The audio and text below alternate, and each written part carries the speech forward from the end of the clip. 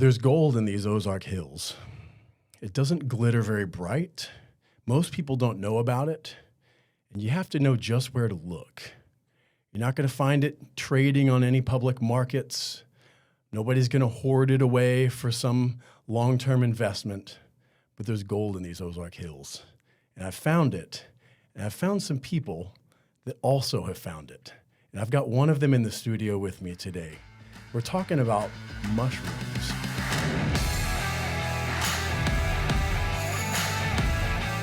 And more than mushrooms, foraging things. And this is one of those things that is, I think, one of the best addictions that you can have. That sounds weird to say I'm addicted to mushrooms. I'm not in the way that you're thinking, but I'm addicted to mushroom hunting, I think. And I found someone else who is too. Mike Snyder is in the room with me today in the studio, and Mike was recommended by a Facebook group full of people who are obsessed with mushrooms and mushroom hunting. When I reached out to that group that, of course, I'm a part of, the Missouri Mycological Society Facebook group, and said, who would be a great guest to have on to talk about mushroom hunting? I think you had the most number of recommendations. So, Mike, thanks for coming on the show, man. Welcome to the studio. Yeah, thanks, Nathan. I appreciate you having me here. Yeah, Glad man. to be here. And you're right, the mushroom addiction is real. It's real. It's real. I'll say I didn't know anything about foraging mushrooms until I moved to Lake of the Ozarks. I was kind of getting into a foraging mindset a little bit. I had lived briefly in, or actually after I moved to the lake, I spent a little bit of time off and on in Annapolis, Maryland, and did some urban foraging there, which was really fun. Found some a massive thing of red raspberries growing in the middle of the city that everyone avoided. I'm sure they thought they were poison, I'm sure. And I was out there with like a bucket just picking raspberries off some random. So I've loved the idea of foraging. There's something in us that loves to find things and to find things that are missed, that are overlooked. I think that's part of what that magic is. I don't know. When did you start getting into like foraging, mushroom foraging, whatever? Yeah, there's definitely some magic there. And I agree that it's kind of in all of us, but so many of us don't know about it or how to access it or whatever. Myself, I got into foraging in kind of a different way. I had a lot of health problems, actually, in my early 20s, throughout my 20s, digestive disease called Crohn's disease. Mm-hmm. And so I started to learn about how to alleviate symptoms that were associated with that, mostly gastrointestinal stuff. So changed my diet, started really focusing on going to the farmer's market, getting fresh produce, eating food with not as many preservatives and additives and things, and just trying to kind of rehabilitate my gut. And, of course, learning about gardening and eating healthier food led me to the world of foraging, which was something I had never really considered before, although I've lived in the Ozarks for my entire life almost. So it's kind of funny that I just didn't realize the abundance around us all the time. So that was really eye-opening. Started learning about medicinal properties of plants and something that people have known for thousands of years. For thousands by the of way. years. But like we, in the last 100 or couple hundred years, we kind of lost for various reasons. Things that were really meaningful and valuable. I think that people thought realized this thing really helps with this malady. Very much. Yes, good point. And so I started to learn about foraging for medicinal plants and edible plants, learning about all these delicious things that I'd never heard of, all the plants that I was reading about that could help all these different ailments were actually plants that just grew everywhere around me, which was really eye-opening. For some reason, I guess I thought all medicinal plants would be some exotic plant that would be difficult to find or something like that. Some bark from a South American tree or something. Yeah, And there are some like that. Right. But it's amazing, just the abundance of amazing things. So it wasn't long before I started to notice mushrooms, especially when my family and I moved out into the country. We bought some land and started kind of developing our own little mini homestead, and I started to see mushrooms all the time. And I remember thinking, gosh, I did not realize there were so many different mushrooms, and that was really exciting to me. So, like you said, it's fun to learn about things that most people don't know about, and that's something that really attracted me to mushrooms as well, because I realized, gosh, nobody knows anything about these things hardly at all. Yeah, you don't. So, You don't. Recently, you've been hearing. I mean, I don't know. Sometimes I think everything is an echo chamber. Even social media and online, where you're supposed to be exposed to Certainly. everything, it's all just echo chambers. So I feel like I've been hearing and seeing more people exploring the mycological world. But then I'm like, well, I don't know. I think actually most folks still don't either because they're not interested, which is fine, or it's a little daunting. right. It's very daunting. It can actually. be very daunting, yes. And I'm in the middle of interrupting you here, so I'll just say the reason that I decided to do this episode at all that doesn't really have any pertinence to Lake of the Ozarks issues, which is largely what we do on this podcast, is because I live at Lake of the Ozarks, and there are lots of mushrooms here, and I love this topic. I'm doing this episode because it's out of my own passion. I'm not going to say for me. I'm doing it for everybody, but I'm doing it because I love it. And so there will be some folks that will be like, this was the weirdest episode of this podcast ever. And other people that I hope will go out and like find some chanterelles after this episode or Yes. something. So That would be amazing. So yes, like it is a weird level of a passion for me, and I know for you. So anyways, it is just going back to that, like you get some land and you live in the Ozarks and you start to look around, you start to see mushrooms and go, oh my gosh, there's so many and I know nothing about them. And I kind of feel like people probably did once upon a time. All right, quick pause here, because if you're on Lake of the Ozarks and you don't have Xtoe, honestly, I don't really know what you're doing. Like best case scenario, you never need it. And that's great, and because nobody ever really wants to break down out on Lake of the Ozarks. But if you do, you're either the guy who's drifting, frantically trying to call a buddy to come hook up to your boat and drag you back to the dock, or you're the guy who just pulls out his phone, taps a button, knows that you're taken care of. That's the difference. Plus, Xtoe members save 10 cents a gallon at more than a dozen marinas around the lake. Honestly, you know how much fuel your boat holds. If you boat very much, that's going to probably cover the cost of your membership. Xtoe is a membership. It's not a one-time thing. It is peace of mind for the whole boating season. Towing, fuel savings, help when you need it, no stress, no scrambling. Honestly, it's one of those things where once you have it, you're like, yeah, I'm never not having this again. That's what our members tell us, and that's why we are almost at 1,000 members at Lake of the Ozarks. So if you're boating at the lake, just go get it. LakeXtoe.com. Join today. Use promo code TAKE. And you can save $25 on your first year. Just use promo code TAKE, and you'll save $25 on your first year. Not even going to make you type in "take on the lake." Just use promo code TAKE, and you'll save $25 at LakeXtoe.com on your Xtoe Captains Club membership. Xtoe, it's a no-brainer. Don't worry, boat happy with Xtoe. Yeah, it does seem that way, although it is definitely true that mushrooms are just kind of the neglected life forms of history and present day as well. Mushrooms actually weren't even designated their own kingdom until 1969, so relatively recently as far as that goes. Mushrooms are more closely related to animals than plants, and they were previously classified as plants. So just a lot of amazing stuff going on in mushrooms. And like you said, it is daunting. I spent 10 years in the woods learning about mushrooms with every book I could find, reading everything I could find. And I kind of thought I was the only mushroom guy at that point. I was dragging my buddies in the woods and trying to show them mushrooms, and they were just rolling their eyes. Yep. But about 5 years ago, 6 years now, I guess, I joined the Missouri Mycological Society. And when I started interacting with other mushroom people, I realized that there were other people who were into this and that I could learn a lot from them. So I'd already learned a lot in those 10 years on my own. But when I started interacting with others who knew a lot as well, I really started to learn a lot. And I also realized that I knew a lot about this subject and could hold my own in conversations with the real mycologists, you know? So that was very encouraging, and that's when I started to do kind of public events and stuff. Okay. And it's been all up and downhill from there. Yeah, Both. it's funny, man. And that, like, I guess I'm not part of the Mycological Society. I'm just part of the Facebook group. I should Oh, probably well, take I the- have to leave then. Sorry.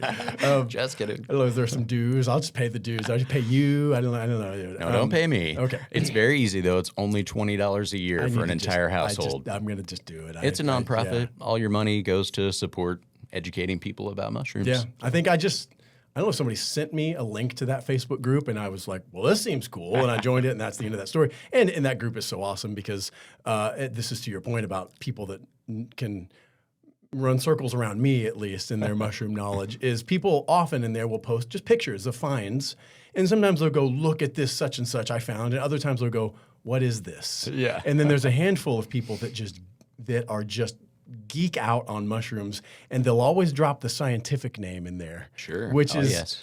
I mean, I feel like it's kind of a flex, although I know they're actually just doing it because that's the right way to do it. But I'm like, I don't know any of these science. I know the common names for most of them. That's a but funny they're dropping observation. like the genus species business up in there, and I'm always like, dude, that's another tier of mushroom obsession when Yes. you're just like casually throwing out Latin, for when you see a chanterelle, Well- and I'm like, I don't know what that is. That's a chanterelle. I know Right. that. And again, that's more than most people. They're like, orange mushroom, I think it's going to kill me. I'm like, no, it actually will make you happy. Yes, I mean, the opposite of kill you. Again, when you talk about mushrooms, you have to clarify it's not like a magic mushroom. Chanterelles are like, Right, yeah, make no. you happy like it's good culinary. Like it's tasty. I sometimes feel like magic mushrooms are the least interesting type of mushrooms. Although obviously they have amazing things about them, but just all the different wild mushrooms that grow in our area, their ecological interactions, their taxonomic strangeness, all these different shapes and smells and colors. It's pretty amazing when you really get into it. But like you said, most people are not into it at all. Yeah, yeah. But in the last few years, and you kind of touched on this, in the mycology world, we call it the shroom boom. And this okay. has been a huge uptick in interest in all things mushroom related. Interesting. And that's been happening here in the Midwest for the last 6, 7 years, a little bit longer on both of the coasts. That's how a lot of kind of trends happen for us here in the Midwest. We're always a little late on those. So Yes, it's true. I have certainly noticed that people are much more into mushrooms than they used to be. And I no longer have to drag my friends into the woods to show them mushrooms because groups of people come willingly and want to learn Yes. more about these things. So I want to talk about a lot of things. We're just gonna. I told you before we started recording, I was like, I don't have a list of questions. I just have infinite questions That's and things okay. I want to talk about with mushrooms. So we're just gonna go until it's time to stop. See where it goes. Let's just acknowledge the apparel situation we got going on. You got the black trumpet mushrooms, which are amazing. Thank you. On the Yes, shirt. This is a wonderful shirt. That's a great shirt. You got the Morels on the hat, the iconic Morel Madness Missouri. hat, They're not just a Missouri yeah. mushroom, but in Missouri, when you go, I'm going mushroom hunting, and people who, again, I'm not throwing shade, but like people who don't know anything about mushroom hunting, like it doesn't matter what time of year it is, they're like, oh, you get Morels? Yes. Because that's the one that everybody knows of if they don't know anything about mushrooms. And you're like, no, it's October. That's a great point. I actually know a lot of people who, in the springtime, they just say, I'm going to get some mushrooms. Yeah. And it's like there are no other wild It's mushrooms. synonymous with Morels. It's the only one. Like, in the South, when you say I'll have a Coke, and it means just like, it means any carbonated beverage. Right. Yes. Yeah. It's very that's similar. the mushrooms. Yeah. But so you got those, and then we did not coordinate this, but I mean, it's a mushroom episode. So Yes. I wore I love it. this is just my outdoors shirt. I was gonna say it's my foraging shirt, but it's got poison ivy on it, which actually yeah. is true. You often get poison ivy when you're Certainly. when you're And you foraging. need Even to if- know what it looks like. even when if you're you know what it foraging. looks like, I still get a little on my ankle eventually or something. But I got my chanterelles, Wonderful. which are in the same genus, I think, right, as the black Same trumpet? family. Family, okay, Yeah, as close, the black trumpet. close relative, Okay. certainly. Yep. Yeah. So chanterelles maybe are my favorite to find. Oh, I love to hear that. And I think that may be kind of common, but for whatever reason, chanterelles are not well known enough. I know. They're so abundant. They're so easy to figure everywhere. out. You can see them so easily, unlike a morel or a black trumpet that blends in with the leaf litter or Mm-hmm. plants. Chanterelles are bright golden, yellow, orange, so they stick out. And that's They're you got easy some to of those find. here. This is chanterelles, right? This is a It jar is. of yeah, dried this is a huge chanterelles. 2-quart jar of dried Yep. chanterelles. And it's- Just take a smell of those golden beauties there. man. I have to take Oh a sip man, it's too. so good. I love the smell of yeah. dried mushrooms, fresh mushrooms, and With dried. a little bit of mild fruitiness in there. Wonderful. The thing about, and this is a dried chanterelle up front here that you got displayed. This is actually a lobster mushroom. Oh, is it? Oh, yeah. I brought sure that one enough. just to trick you. So. Yes, but they're very similar because they don't have true gills. Very similar. And they have that orangish kind of color, but most chanterelles aren't going to get that big. And the shape is a little... Sometimes the lobster mushroom is a really bulky mushroom, so this is dehydrated, so it's kind of shriveled up. Yeah. But if you saw it next to a chanterelle, you'd be able to tell easily. Yeah. I think I was telling you, I don't think I've ever found a lobster in the wild. Right. And that's on the list for me. But one thing I love about chanterelles is when you get almost always when you find one, you're about to find 100. Yes, it does because seem they that way. they flush is the term. That's the verb. Like isn't that the word flush? There's a flush of them. We use flush a lot, and it makes sense. They all just kind of come out at once. Yeah. After it's usually like early midsummer. Yeah. After you've had a lot of good rain and it's warm, but not like scorching, drying up the ground hot.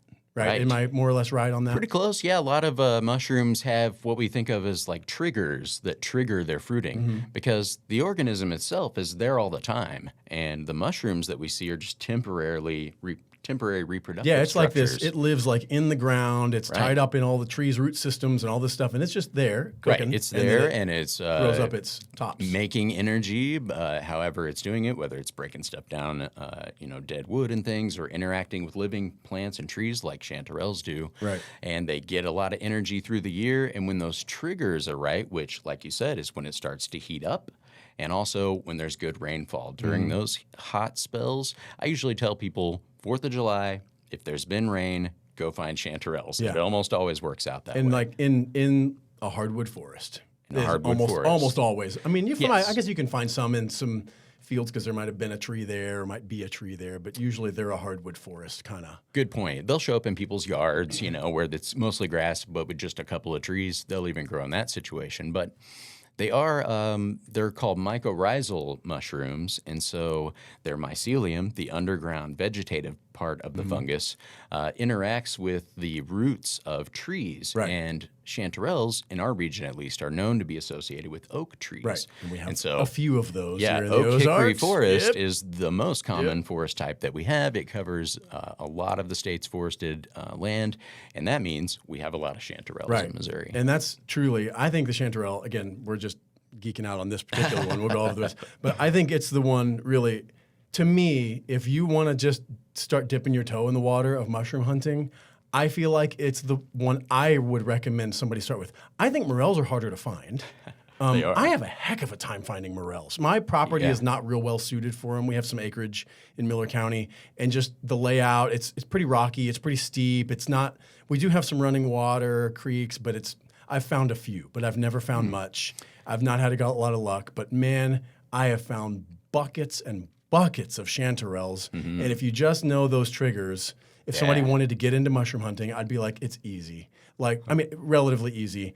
After rains and some heat, go into a hardwood forest, spray your legs for ticks and chiggers, because Certainly do that. and you'll.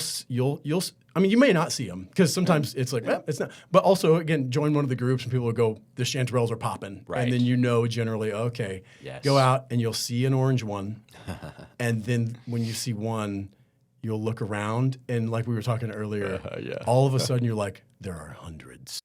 Okay, so a real estate transaction is one of the biggest moments in your life. And when it's time to sell your house at the lake, there are, probably 1,000 realtors to choose from. And any of those can put a sign in your yard. They can all get it on the MLS, but not everybody can get your listing in front of the lake's largest and most engaged audience. That's lakeexpo.com. And that's what makes Lake Expo Real Estate different.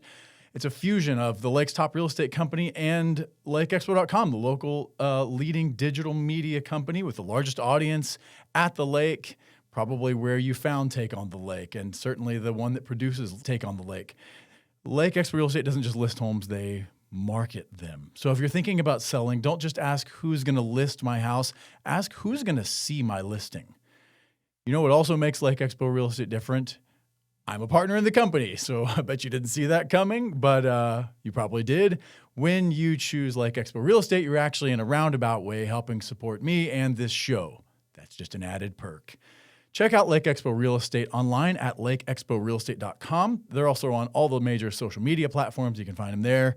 Get your lake house seen. Get your lake house sold. Lake Expo Real Estate. Yes, yes. Yeah, the most amazing thing about Chanterelles is probably that abundance. The big bulk of the season will last a couple of weeks usually, as long as there's rainfall. And I've seen entire hillsides just spotted with orange all the way as far as you can see. I love it when it's like that because you can be really choosy and just collect the very best ones, Yep. Skip the buggy ones Buggy or any ones, old the ones. that have like a stick, like something shooting up through the middle of them that you're Yeah. all gonna be all nasty by the time you get it. A lot of or whatever. mushrooms, you want to pick every single one that you find because you only see them occasionally. But with Chanterelles, they're a lot more relaxed. Yes. You can just pick the good ones. I still have a hard time leaving any. I don't know about you. I mean, I do too. I was mowing out in a field a couple weeks ago, and that was when I saw the flush. Like I was mowing, and I was way far from our house, and I hadn't brought any bags or anything with me, but I had a big straw hat on to keep the sun off my face. Perfect. It was perfect. I filled that thing up with chanterelles. Nice. And I'm this is why we're having this episode is, I don't know, whenever I come across mushrooms in the woods, it is the most important thing to me in that moment. I don't know if that's a good or bad thing. It just is the truth. I know that people that are with me, I was playing disc golf with some friends the other day at the Camdenton disc golf course, which that has got to be the hardest disc golf course in the Tri-County area. That course is wild. It's great, but man, you're like traipsing through creeks and woods and all this stuff. And dude, we came across chanterelles. I found multiple old man of the woods like growing right next to each other, which they're kind of a little bit more of a solitary kind of guy, I feel like, is when I've usually found them.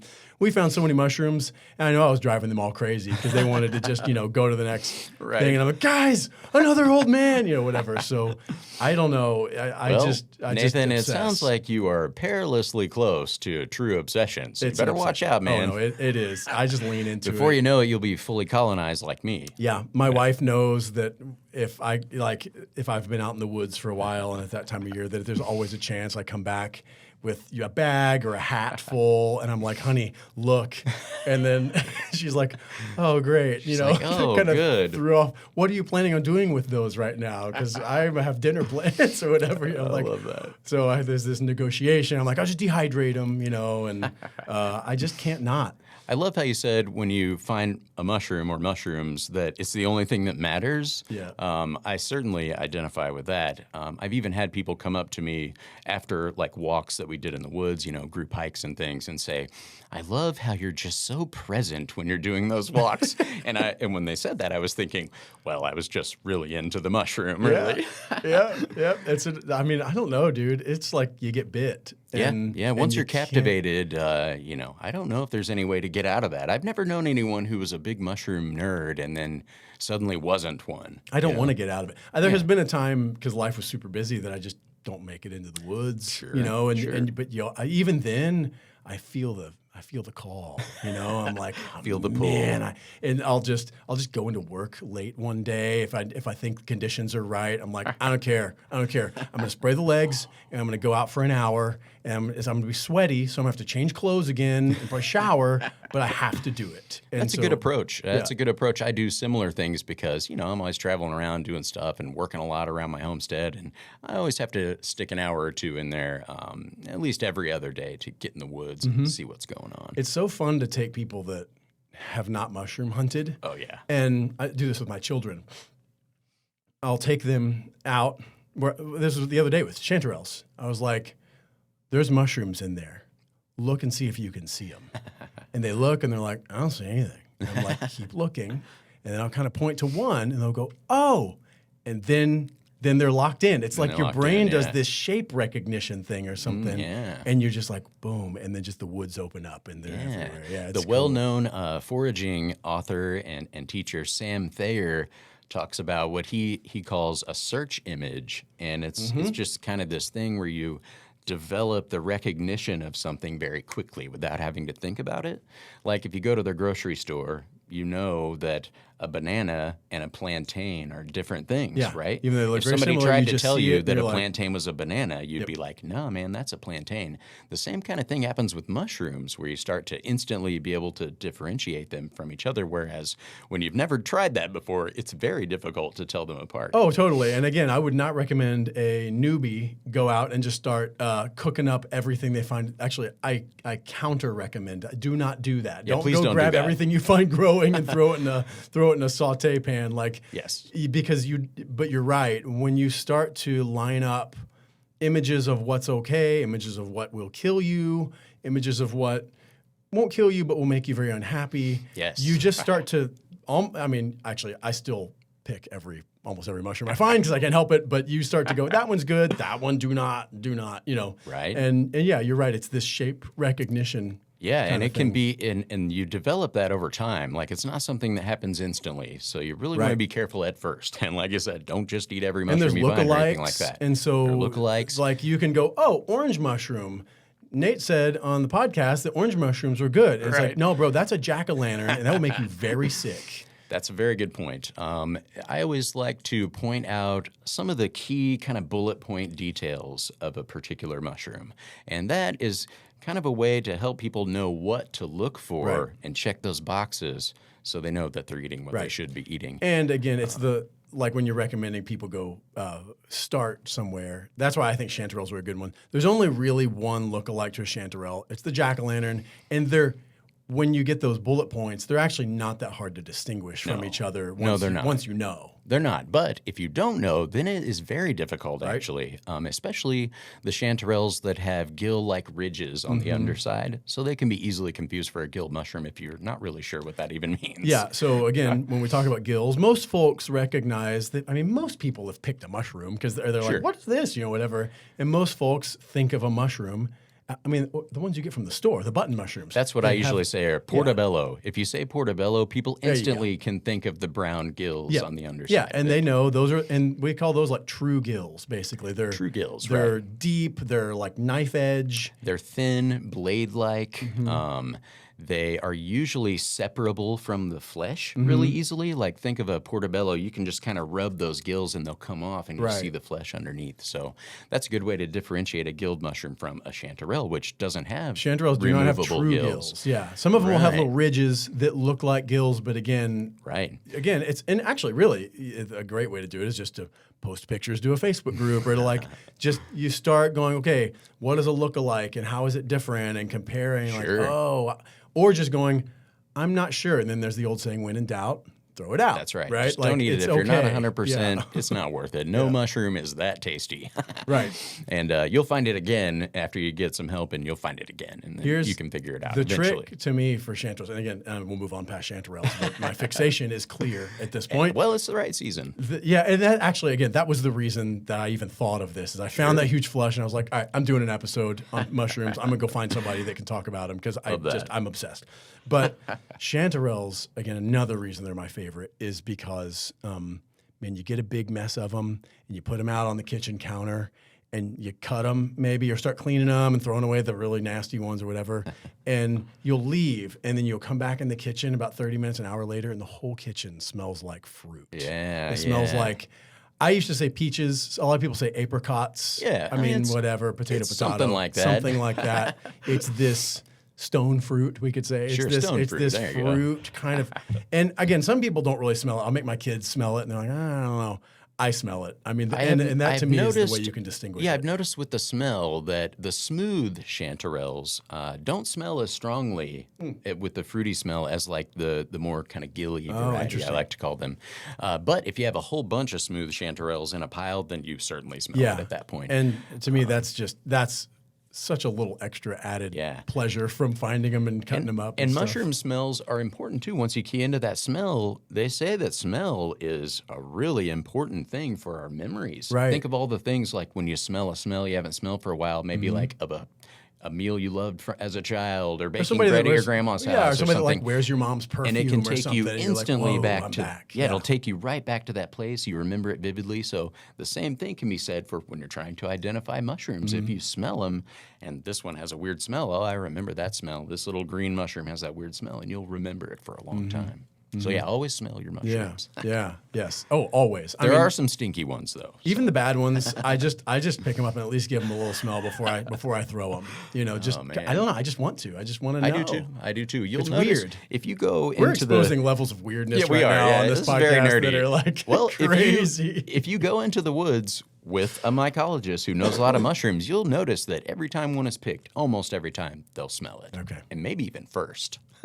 Yeah, love it. Tell me helpful. about some other ones. So tell me about what else we have out here on display. So, and then yeah, we'll I just- talk about some other I mushrooms just that are brought common a in Missouri. few dried specimens here. This is a type of Amanita. So this is in a huge genus of mushrooms. Amanita is a genus. It's a genus. Yeah. We have almost 80 species here in Missouri of Amanita, which is a lot. And this one is actually in a group called Section Roanokenses, and these are pretty toxic Amanitas. They don't cause a lot of deaths because they taste terrible and they smell really bad too, so not many people eat them, but you'd be surprised what people will make themselves eat if they think it's the mushroom they've been looking for type thing. But if you eat this mushroom, it can cause severe problems, including organ damage. So you really don't want to mess with the entire genus of Amanita, although there are some edible ones. Some of the very most toxic mushrooms on the planet are in that genus, and we have a few here that are very poisonous. Amanitas are and they're common. Generally, don't Amanitas have a look like they're stemmed? They white. Are they all white generally? So the most dangerous one that we have in our area is Amanita bisporigera, or the destroying angel. Destroying So angel. you can tell by its yes. I name. love You don't that want to mess name. with this one. Do not touch. I Do- mean, well, it's you okay can to touch, but don't eat. Yeah. Do not eat. Yeah, it's an all white mushroom, white cap, white gills, white stem, and Has it the has shroud, or it the, has an interesting structure at the base of the stem called a vulva, and it's basically the remnants of an egg-like structure that Amanitas start out as, just under the surface of the ground, and then that egg kind of hatches, and the mushroom with the stem and cap grow out of the egg. That's weird. And what you see left at the base is the leftovers of that egg. And if you learn that, if it's an all-white mushroom growing right from the ground, especially in hardwood forest, if you want to identify it properly, use a knife or a stick or something to kind of dig under its stem a little bit and pop that little bulb out of there, so you can make sure that it's the defining feature of the super poisonous mushroom. So it's important That's to know one that I know it's there. that they warn when people are hunting puffball mushrooms that you could think it's a puffball, but it's actually an Amanita that hasn't busted out yet, so it's a round little white thing, and you're like, puffball. I have even seen people mistake already hatched ones for a puffball, so I'm not sure how that happens, and that shows that look-alike is a very relative term. Yeah. To one person, it may look very similar, and to someone who knows a little more, they think that doesn't look anything like what we're talking about. My introduction to mushroom hunting when I got to Missouri, and again, I think it was because people said you got to go find Morels. That's the thing, and those are in April, basically just in April. Basically, yeah. And a friend and I kind of started Googling it. This would have been maybe around 2011, I think, or so. Right. And found the Missouri Department of Conservation had a really impressive online resource, Missouri Edible Mushrooms or something, and it was kind of an online guide, PDF, I don't know, website. No, it was a website. It wasn't just a PDF. Sure. And they had a page for every edible mushroom it kind of like a tree you could follow into, and then they would warn you of lookalikes, and then they had a whole separate kind of page with subpages for the poisonous mushrooms and different things. And it probably wasn't perfect, but it definitely gave me some starting points to go, oh, well, if I see something that looks like that, I should at least look into if it has lookalikes and pick it and that was where I learned some about like Amanitas and puffballs and some of those things. That like kind of opened that door for me. Right. So, anyways, props to Conservation Department for at least having some beginner resources out there that help people orient themselves in that world. Yeah, it's a valuable resource for especially beginners. And like you said, maybe not all the information is exactly accurate or perfect, but certainly none of it is wrong in the way that will be dangerous. Right, Right. And it's hard to keep up with mycology, and if you're Well, not like you're always saying, paying attention to the changes and things, you're going to be wrong. Yeah, about it stuff. still feels like a very burgeoning It certainly field is. of study, I guess, in a certain way. It's really exciting, actually. Like I mentioned earlier, mushrooms are kind of the neglected life forms, and mycology is a seemingly neglected science. There are only maybe 100 or 200 academic mycologists in North America, and most of those work for universities and things like that. So they have a very focused expertise, like maybe plant pathogens for cereal crops or things like that. So one of the cool things about mycology is that a lot of the very most well-known mycologists and the people making the most discoveries, the most advancements, the most contributions are actually amateur mycologists. Okay. And some people may think of that as a derogatory term, but it actually isn't. Amateur just means that you really love the subject that you're into, and so you know a lot about it because of that. Right. And amateur mycologists are far more likely to not be hyper-focused on that one thing. And so many times you can talk to an amateur mycologist who knows way more about mushrooms than an academic mycologist when it comes to a they may have broad specialized overview. in something over here. Right. And Now, of course, that, and myself, I'm an amateur mycologist, and of course, I couldn't keep up with an ink cap expert who knows all the different ones and everything about their biology. I could never keep up with that. But that ink cap expert is not going to be able to keep up with me when I'm talking about, maybe polypores or how to cook mushrooms or how to find them and things like that. So it's really interesting that anyone can contribute to this science. I love it. Which that is not the case with most life sciences or basically any scientific field. It feels like a frontier in a lot of ways. It is I very think it's much. really cool. Go over with me some more of what we have here, and then I want to go over some stuff, mushrooms that people... introductory, I don't know, maybe we could do introductory, intermediate, and expert tier, just kind of review briefly some things that if you're in wanting to either get into or get more into mushroom hunting. Take it to the next things level, to look for, cool finds, I don't know. So I take like me down that so road for a minute. The other two that are right up here on the table, these are called the artist conch. And you can see That's that what this is? Yeah, it looks like a conch shell. these are the same mushroom, although okay. they're quite variable looking. Now, this is a perennial mushroom. So it's a polypore. Poly means a lot. Yeah. And it refers to the pores that are covering the underside of the mushroom. And that's where the spores are released. That grows on trees. But if you see it grows right on the side of a tree. You can see where I yanked it off of a tree right there.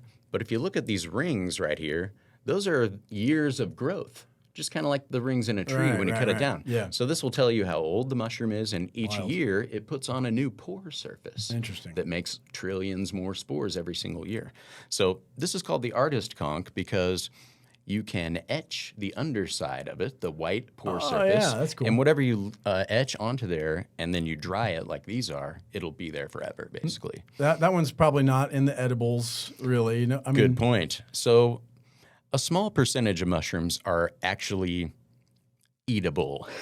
There's a lot of technically edible ones because they're not poisonous. Right. And there's no Yeah, reason you you could, couldn't but eat why them would if you? you Yeah. really, really tried. Right. But a mushroom like this, it's as What are you hard as a doing? piece of Yeah. wood.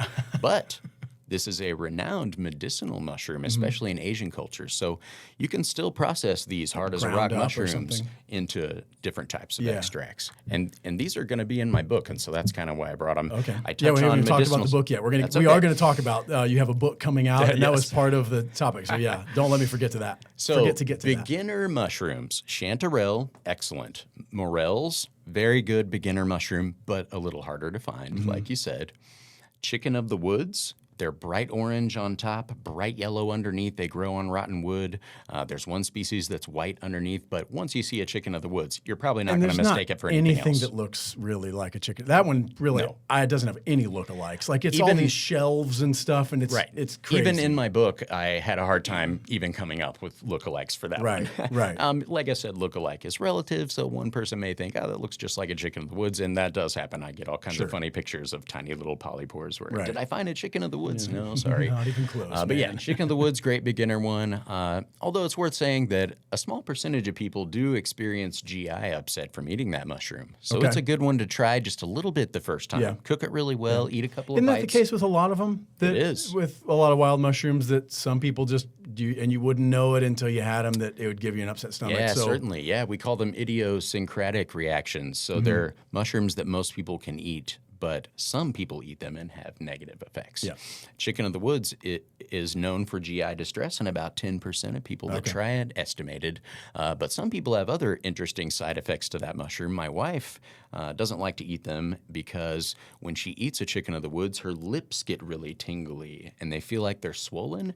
And at first we thought nothing of it, but it's happened a couple of times. So, and then I looked it up, Weird. and it's an actual thing that happens. It's to like people, almost a mild allergic kind of a reaction. mild or allergic, something. but a really specific one, like affects the lips. Basically. Weird. So be careful with the chicken of the woods, but it is a very easy mushroom to identify. They're huge, so all you got to do is find one flush, and you've got enough. My mushroom uncle has forever. one that I think returns every year to a stump in his yard. Perfect. And yeah. He was like, "You want this?" Yes. Yes, I want do. this. Yes. And it's called chicken of the woods because its texture is spot on for chicken. So Yeah, you and can so, like, use that's a it good in one. any chicken recipe, basically. Right. You could sub it for chicken. In other words, Pretty swap much chicken out. almost anything. Like maybe not like a grilled chicken breast or whatever. You're Sure. not quite going to match Yeah. that with a mushroom. But anything that you're going to cook with chicken, you can use the mushroom. You can pressure cook them with seasonings and stuff and shred it up. And it is spot on for shredded chicken. Yep. So make enchiladas, tacos, pulled barbecue chicken, whatever. Season it like you would, Just like you would and- chicken. Yeah, that's really cool. Also a boon for like vegetarians, Right. vegans, because it's very meat-like, and you could serve it to your guests if you don't know what to give them for, a vegan meal. Can you, with chicken of the woods, does it dehydrate well? So not super well, although some people claim that it's fine, but I find the texture to be compromised pretty bad from dehydrating it. Although if you just take a whole big chunk of chicken of the woods and put it in a bag that you can tie shut basically and put it in the freezer, just not processed, clean it off first. Yeah, sure, right. But just not processed, not cooked, then it actually will thaw and be pretty good. Oh, okay. Maybe not quite as good a texture as like a beautiful, freshly harvested one, but pretty good. Okay, You can just so use that it would be a as you good way normally to. would. You grab one, I bring one Right. in, and the wife goes, "We already have dinner plans." And I go, Well, "I'll if your freezer is full, then she may Yeah. have a problem with that Yes, because you got to cram that thing in there. buy a new freezer." Is the Yes. is the answer to that Also, problem. black trumpet is a great beginner mushroom. Yeah. There's no other mushroom that looks very much like this, except for maybe the devil's urn, which is a pretty common mushroom in the springtime. But by the time black trumpets are out, there are no devil Black trumpets urns are usually. like a September, October kind of Well, thing. they aren't actually vary a lot, but you usually won't see them until summertime at least. So Okay. this year has been kind of strange. We already had a flush of black trumpets this really? year, really early in the season, but they could come back. They're And very unpredictable. I think we said that they're in the family with the Chanterelle. They are, yes. You'd treat them the same way, cook them probably the same. Eggs. I think a lot of people Basically, like them with eggs. They're very good in egg dishes. So black trumpet isn't as all-purpose as like a chanterelle. Okay. They're very thin-fleshed, and they have a very strong flavor that's nothing like a chanterelle. It's a really strong, woodsy, umami flavor. One of their names is poor man's truffle. Yes, I So- was about to say this. I've heard people say treat it like a Yeah. truffle, dehydrate them, and then you can even grind them or whatever, pulverize them, and then Yes. make like a cheap truffle salt or something if you wanted to. Yes, with and those. that is actually something I like to do with a lot, and that's why I have all these chanterelles dried like this. Is I'm going to make seasoned salt with them that I sprinkle on everything that I Brilliant. cook, basically. Brilliant. And Throw it's some fantastic. umami on there. Yeah, Yep. if you have a lot of them, it's a great way to, and they'll keep in this jar for a really long Mm-hmm. time. Even when I powder them into the salt stuff, I just keep it in a jar and it lasts forever, or at least till next chanterelle Yeah, season, right, usually.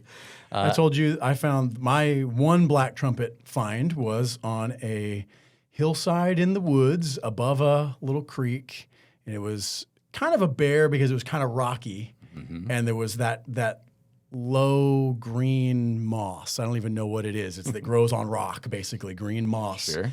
And there were black trumpets popping up all amidst of that. Well, you just described the prime black trumpet habitat here in the Ozarks, at least. If you go to other places, they do different things. They'll be with different trees, but I always tell people open woods, rocky slopes with moss, and that's where you find under That was oak where trees. I found them. Yeah. That's perfect. You'll find them in other places, but Yeah. that's always what I gravitate to if it's black trumpet season, especially if I'm at a location I've never been before. I can almost always find where they will be. Nice. If they're not there yet, they will be there. Right, right. And Usually. and knowing your spots too. I mean, that goes to that. Like, because they exist as underground root networks. Generally, root is not the true word, but that's the common common word for that. It's close. Networks of mycelium, right? Like the underground roots. Right. Then generally, if you find most mushrooms popping up in a spot, follow those conditions and go back to that spot the next time you have Yes. those conditions. That's a great And point. you'll probably find them there again. So black trumpets and chanterelles and morels and many other types of mushrooms are what I was talking about earlier, those mycorrhizal mushrooms that are forming a symbiotic relationship with trees, the roots of trees, and Right. exchanging nutrients and information. So that's why you'll find them in the same place every year, because they're living with the trees that are there. As long as the trees stay there, the mushrooms will come back every year. Now, there are exceptions to that. If it's super dry, like sometimes chanterelles will not even show up because there's just no rain through the Yep. summer. And we've had that a lot in the Yeah. last I've been 5, blanked 6 years. I've been several blanked as times. well, and I have a lot of spots. Yep. So, there are exceptions, but in general, those mycorrhizal mushrooms keep coming back. So, Couple okay. other real easy ones, lion's mane and hen of the woods. Those are two more I would recommend. I have, easy. man, lion's mane. That's another one that there's something about finding a lion's mane that is just mind blowing because those are, Yeah. I think they're the craziest looking mushroom. They don't even look like a Google, mushroom. like, go ahead and just, whatever, do a search for lion's mane right now as you're listening because they're the craziest looking mushroom you will find. Also known as bearded comb, I think, is another. There's a bunch of names for them. They got a lot of common names for them, but they tend to grow. And correct me, I'm gonna check my knowledge Go, here. let's hear they it. tend to grow on trees, and generally on a dead or dying tree or dead or dying part of a tree. Yeah. And I think that they are I think they're like a late summer, fall, sometimes even winter find. Am I right about that? Yeah, you're Okay. spot on. Yeah, absolutely. They can show up in the spring, but not usually. We used to think of the lion's mane as strictly a late summer, fall mushroom, but they've been showing up every year a little earlier, maybe. The last 10 years or so, I've found a few spring lion's manes. But you're right, they're so fun to find. They're such a weird thing just hanging on the side of a tree, a bunch of dangly white icicle-looking Yep. spines. And again, another one, there is not another mushroom that looks like this. No way. Like if you see one on a tree and you've Googled it one time, you will be like, wow, that's exactly It's what another that is. one that in my book I had a hard time thinking of a look-alike. Yeah. Because there just aren't any. It's such a unique thing. And it goes beyond the way it looks, too. Like using that mushroom in the kitchen, different than other mushrooms. Its flavor, its texture, it's all different from what you expect. Talk about using that one for a minute because we cooked the one that we found. We found two. We dried one, I think, sliced it and dried it, and then we cooked Sure. the other one.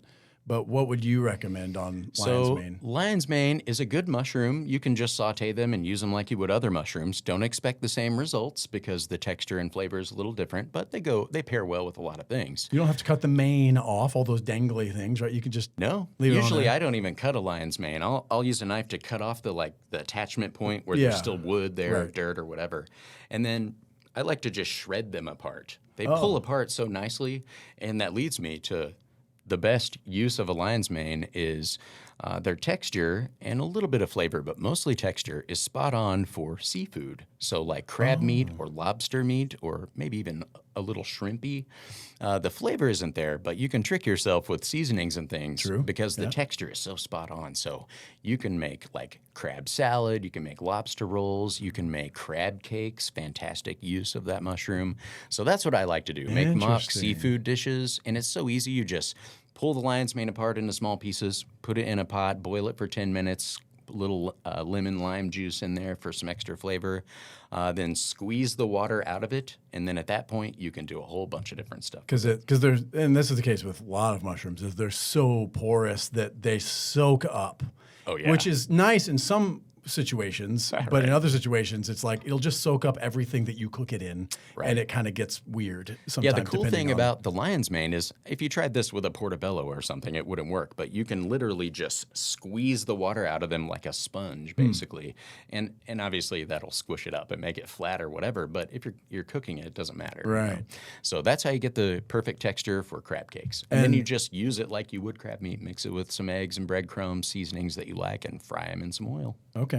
And lion's mane is one. And some folks will recognize lion's mane, the name, because they have seen it in some like supplement or something, because that's kind of if you see like there's the non-coffee coffee drinks right now. That's a popular one. Sure. Mud Mushroom water and some of the mushroom coffees and stuff. Right. I feel like lion's mane is one of the ones that they put in those a lot. Usually. And my understanding is it actually is pretty agreed on that there's some medicinal strength to lion's mane? I would say that is definitely true. There aren't a lot of great studies on medicinal mushrooms, like large, huge scale, double-blind, placebo-controlled studies on medicinal mushrooms. And that's because a lot of the information and data that we have is from overseas, China, Japan, and other countries. So we have pretty strict standards as far as like pharmaceuticals and things like that here in the U.S., so it's hard to do that with a mushroom. But there is a ton of anecdotal evidence and personal testimony that lion's mane can do a lot of amazing things. Its claim to fame at this point is to counteract the effects of dementia or nerve damage from hurting yourself in an accident or things like that. Some pretty promising results in those areas, and a lot of people swear by it as a big help. So it certainly can't hurt. I feel like I've heard that one, turkey tail, and some others that people kind of go, there's some interesting research on even anti-cancer properties for some of those. Yeah, turkey tail is a really interesting one. If you go to China and you are just a regular Chinese citizen, maybe not somebody living way out in the country in a tiny little village, but if you live in the city in China, you go to the doctor and you get a cancer diagnosis, you'll be prescribed chemotherapy and radiation, just like you would be prescribed here. But you are also very commonly prescribed a mushroom extract, and it's made from turkey tail. It's made from the mycelium of turkey tail in a special way. And they have found that this medication, it's an actual pharmaceutical grade mushroom extract. They found that it increases longevity after treatment. It decreases side effects from the said treatment, which can be very severe, due to immunomodulating properties, which means it can enhance your immune system or cool it down, whichever needs to happen. But it's turkey tail extract. It's called Crestin is the name of the medication. It's routinely given to people in China who are cancer patients. That one you find in the woods too, but it's I have a hard time knowing if I'm looking at a turkey tail or like because it feels so much like a lot of, I mean, kind of like these guys even in that it grows in these layers, it grows on a tree, it's got these sort of layered colors, and you're like, I don't know. I'm going to call it turkey tail, but I don't really know what that is. That's a good observation. It's a very commonly misidentified mushroom, that's for sure. Now, there are a lot of mushrooms that look just like a turkey tail, but none of them are toxic. Right. The polypores, as a huge group in general, are pretty safe. There are a few toxic ones, but most of them are very safe. And again, polypore for folks that are drinking from the fire hose and still with us right now. Thanks for sticking with us here. A polypore is a mushroom with not gills on the bottom. It's got, if you look at it again, like these guys, it's got these pores basically. Yes. I mean, those are basically the two types, right? Of in terms of the underside analysis, it's going to either be pores, polypores, or it's going to be gills. Is that pretty true? Or I guess the Chanterelles maybe are a third category. That's right. There are actually many categories. Okay, so great. We can't quite simplify it that much, but polypores as a group are pretty easy to spot. They're shelf-shaped. They are growing on wood almost always. There are a few that don't, but most of them are shelves growing on wood. The turkey tail is a really thin, wiry shelf, so it's not a big, bulky one like these guys. They're pretty small, but you'll often see a whole bunch of them at once, right? Covering an entire log. Oh, yeah. But the kicker to identifying a turkey tail, it has those zones of color, like you mentioned, and it's Trametes versicolor, so that's where the versicolor comes in. It's a bunch of different colors. They're bands of color. There often is a shade of blue or gray in those colors, and if you notice that, then you know you have a turkey tail almost for sure, because that color isn't very common in the other lookalikes. But the real easy way to tell a turkey tail is to flip it over, and that's what's important for identifying a lot of mushrooms, especially polypores. But the underside of a turkey tail is bright white, and it's a little bit shaggy, and that's because it's covered with those pores that we're talking about. Right. Now, there's a mushroom called the false turkey tail, and if you flip, it has zones of color on the top, usually not bluish colored, but it has zones of color. But when you flip it over, it's a tan or light brown color on the underside, not fuzzy feeling because it doesn't have pores on the underside. Right. It's perfectly smooth. So that's how you tell those two apart. And there are several others that look very similar. But look for those white pores that get a little bit shaggy, and the bluish gray coloration in some of the zones on top. That's probably the expert tier in terms of. I don't know that I'm sending that's a lot of anybody finer turkey details tail hunting on those, but I just think they're interesting. And like we were talking talking about medicinal. That was why we went down that road. Well, I But, mean, it's probably the most researched medicinal mushroom. Yeah. And it's extremely common here. So if Yeah. you want to make your own mushroom extracts, I'll have a way to do it in my book and how to identify that mushroom. But there are tons of resources how to do that. It's pretty easy. That's an interesting one when you talk about the immune system related stuff, because I wonder if there will be more that comes out in terms of people that struggle with autoimmune diseases, because a lot of times autoimmune diseases are your immune system doing too much of a thing. Yes, so if absolutely. you have something that's kind of a immune system modulator, regulator, calms it down when it needs calming down, I wonder if that could have some interesting helps. I mean, I would certainly recommend people at least try that. Consult your doctor first. If you're on other medications, you know, nothing there in could be this episode interactions. should be construed to be medical advice. You yeah, should consult please. your physician.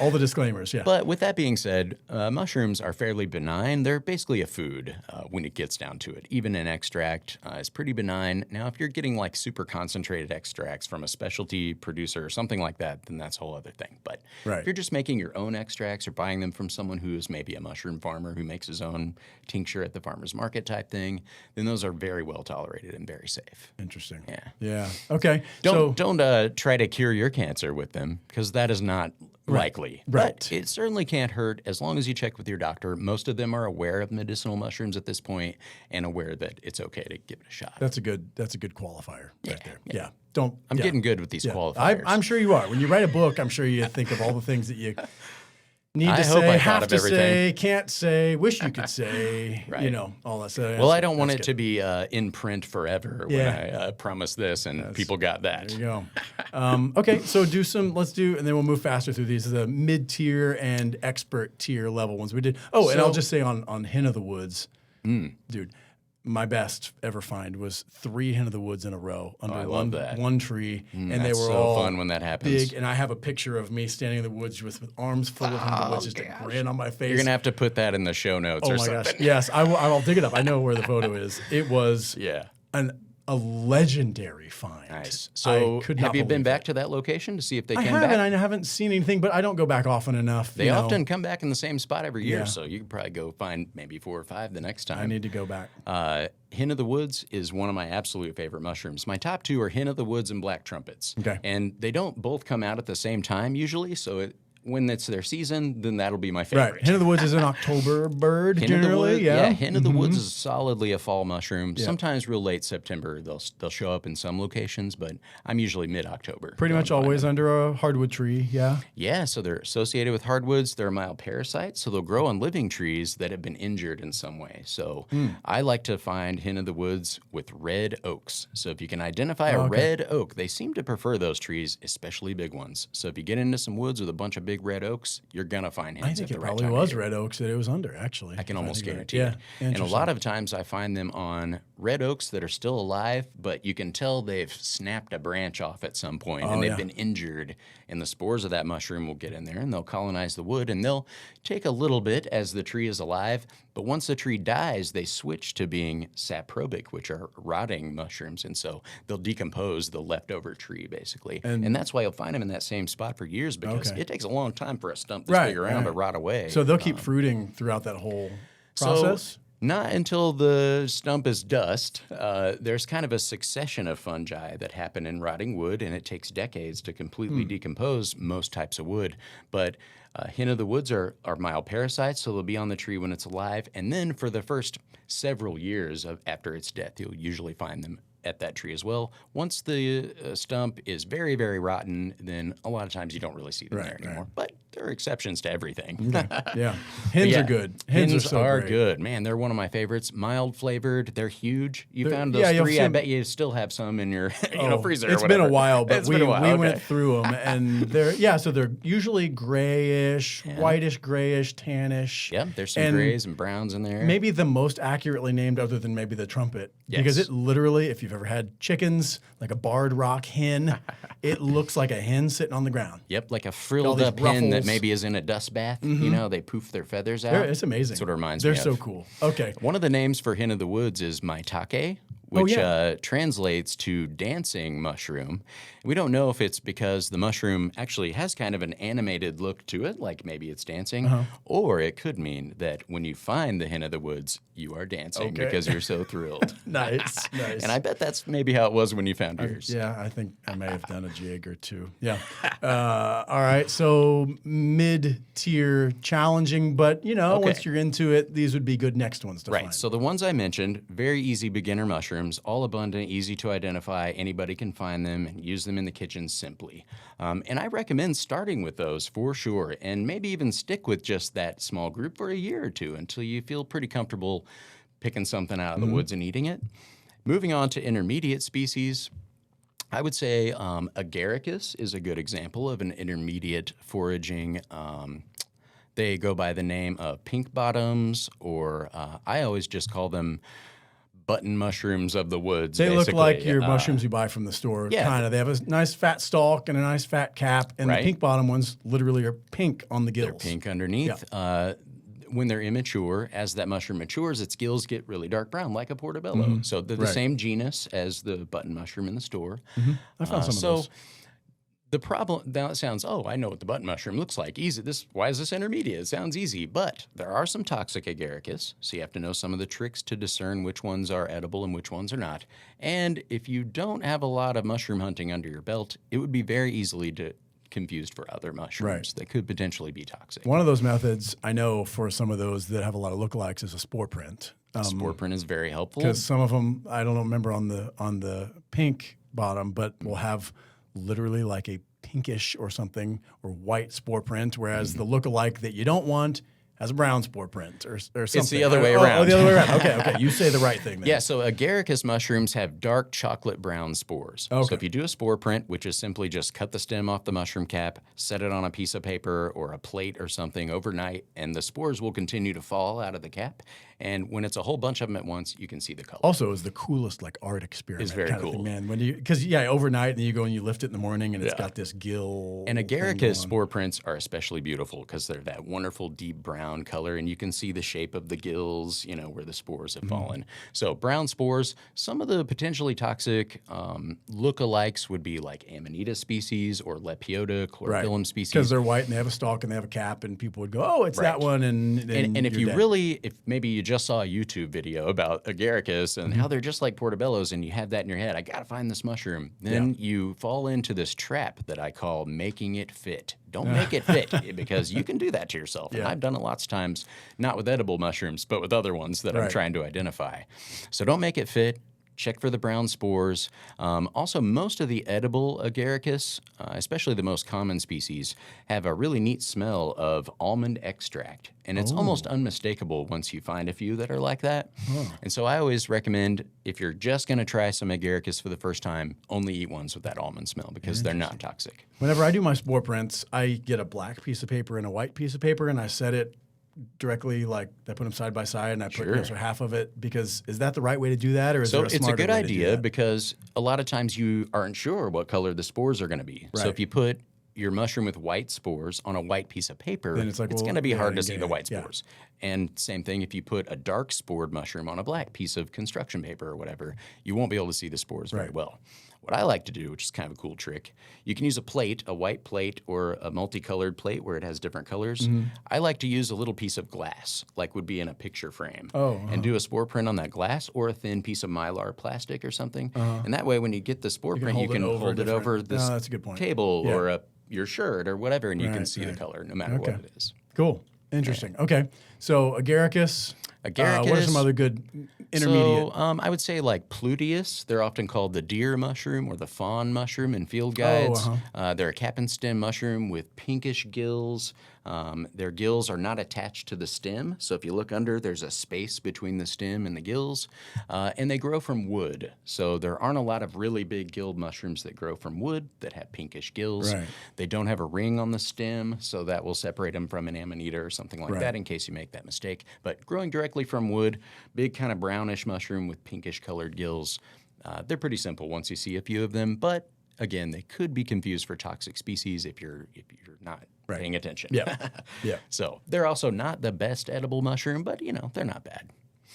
So intermediate, I mean, did Morel go in the beginner or that goes in the intermediate? I don't remember where you. I did would you fit throw that Morels in the beginner. Oh, okay. Yeah, certainly. Okay. Yeah, Morel's a good beginner one. I don't think I said it in the list, but yeah, no, it's a good beginner mushroom. They're very distinctive. yeah, that's I mean, true. they're No lookalikes. honeycombed cap. It's all one piece, completely hollow Harder to inside. find than some of the other ones. Yes. Of course, I have guys that are like, "Oh, I filled up a 5-gallon bucket full of Morels yesterday," and I'm like, "Yeah, man, you know what? Just move along." Yeah, move along, I found move the along. one time, and That's it. why I stopped going into those mushroom groups in the spring. they make you. Oh, man. They just make you. This guy's got his whole sometimes pickup truck full of Morels, and I found 2. drive me crazy. Those pictures. Oh man. Yeah, I'm Morels, happy for these people. but- Morels are easy though. Once you figure out the tricks for Morels, they're pretty easy to find. They like riparian areas, so along creeks and along rivers. They'll grow in other places, but if you're really trying to find some and trying to go to the most likely place, creek bottoms, it's because they're associated with certain trees. So elm trees like the American elm and slippery elm, those are both really common hosts for the Morel. Sycamore, yeah. Sycamore is kind of a question mark. A lot of people say sycamore, but honestly, I don't think I've ever found a Morel where it was just sycamores and no elm trees there. The ones I found on my place were near a sycamore, but there were also possibly elms Other there. trees. Yeah, I mean, Yeah, because it was right above a creek. So creek bottom. sycamores and elm trees like the exact same habitat. Right, So they're almost always growing in the same place. There aren't very many places where you'll find sycamores without elm trees, at least in the Ozarks. That we should have, if I was thinking from a marketing standpoint at all in this episode, we would have led with where to find Morels in the Ozark woods. But here we are, we're like an hour in, and we're finally talking about Morels. Well, actually, I don't it's know. too late for Morels, so That's people true. may have just been mad at you. That's true. Yeah. I mean, this would apply like 8 months from now. So, Right. Yeah. But okay, so Morels are in the beginner tier. Once Morels you know are where to easy. look, Yeah. that's I think, like we were saying, that's the trick. Yes. That's when I first started looking for Morels. I was looking in all the wrong places. Me I was too. on like high points, Me not too. anywhere near a creek, rocky areas, all Yep. the. Me too. And then finally, I had a friend who showed me kind of his honey hole. Right. And he was like, "Okay, look around where these are growing right now. Is there a place on your property that looks like this?" And I thought, and I was like, "Yes." And I kid you not, the next day or a day or two later, I went to that place on my property and I found Morels. That was Beautiful. and it was a couple, but that was Yeah, that's that all was right. where they were So growing. Morels yeah. do this cool thing, at least the yellow Morel that we're all thinking of. They grow with specific trees, they fruit in the spring, and they'll keep coming back as long as the tree is there. They do this interesting thing that other mushrooms don't do. So they're living with the tree symbiotically for years and years, getting their nutrients from the tree, maybe breaking down a little bit of forest floor detritus for some extra energy. But once their host tree dies or is about to die, so it takes usually a couple of years for a tree to be almost dead until it's completely dead, when it's Dutch elm disease that we're talking about.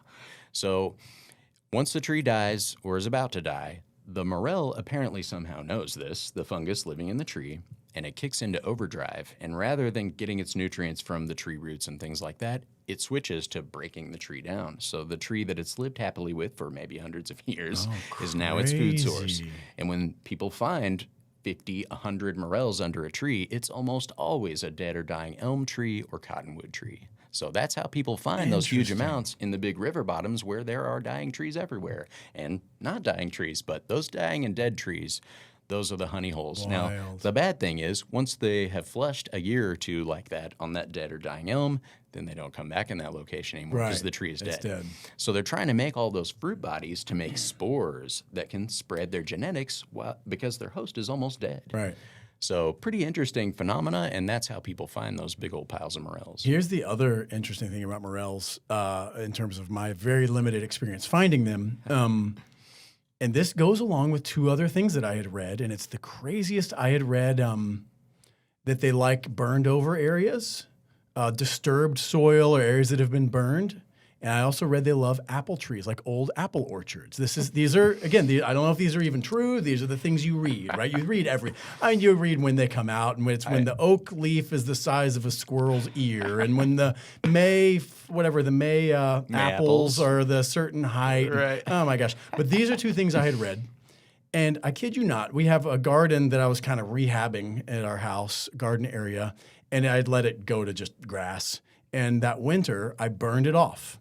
And we had a couple apple trees planted in that garden. And the next spring, there was a morel growing under one of those apple trees. And it was not, there's no creek nearby. Interesting. Now, there is an elm tree nearby, so it might have been that might have helped. Remember that Yes. the roots of trees can go as far from the tree as the tree is tall. So maybe all the people that think they grow near apple trees actually just realize they grow near apple trees that are near elm trees. So- but that was such a crazy coincidence. I So was both like, of this those is things- bizarre. Yeah, both of those things. The burn thing is a very real thing, but there are specific species of morel that show up after wildfires, right? Forest fires, big ones. So we do have, we suspect that there are species in eastern North America that do that, but they're certainly not as prolific as the ones you find in the West Coast and in the mountain states. So there are species of black morel that only show up after large fire events, and people will chase these fire areas, and there are entire communities set up in the woods where people are selling their morels to distributors, and like it lasts for months and stuff. It's really interesting kind of subculture. But the burn morel thing, unfortunately, doesn't happen here. And you mentioned, man, I look for morels a lot before I actually found any. And one of the things I read early on was that they liked fires. And I live close to Mark Twain National Forest, so I would go walk through where they would do a controlled burn and think, there's got to be morels there. Look, everything's black. And of course, I never found any morels.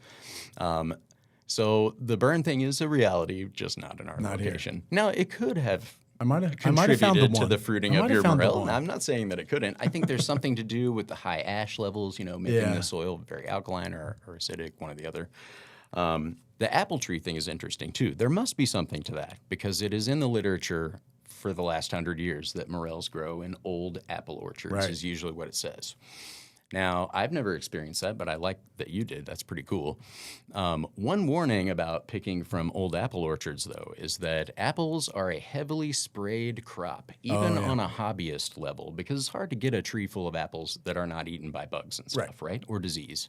So back in the 40s and 50s and 60s, we were using a lot of these chemicals that were not proven to be safe at all, and a lot of them contained arsenic in high amounts. Oh, interesting. Now, arsenic is a heavy metal that builds up in the soil, and it's very difficult to get rid of, and it can persist for a very long time in the soil.